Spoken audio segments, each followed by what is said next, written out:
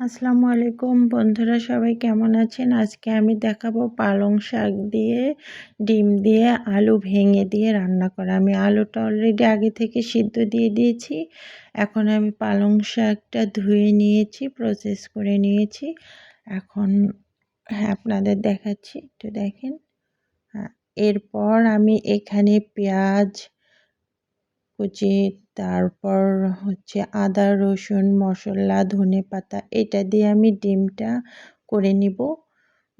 মানে ডিমের জন্য এটা প্রসেস করে রেখেছি। এই দেখেন, আমি ডিমটা অলরেডি বসাই দিয়েছি।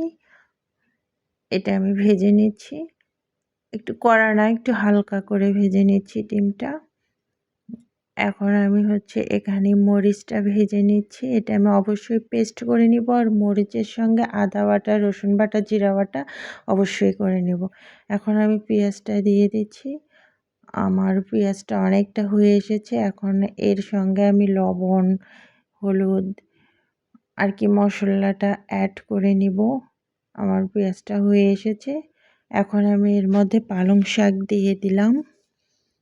একটু কিছুক্ষণ নেড়ে চেড়ে, আর আগে থেকে আমার আলু সিদ্ধটা করে রাখা, এটা আমি হালকা করে একটু ভেঙে নিয়েছি। এখন আমি এটা অ্যাড করে দিচ্ছি।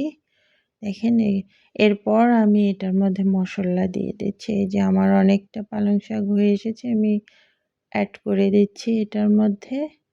আলু দিয়ে কিছুক্ষণ নেড়ে চেড়ে আমি অবশ্যই ঢেকে দিব, হালকা পানি দিয়ে দিব।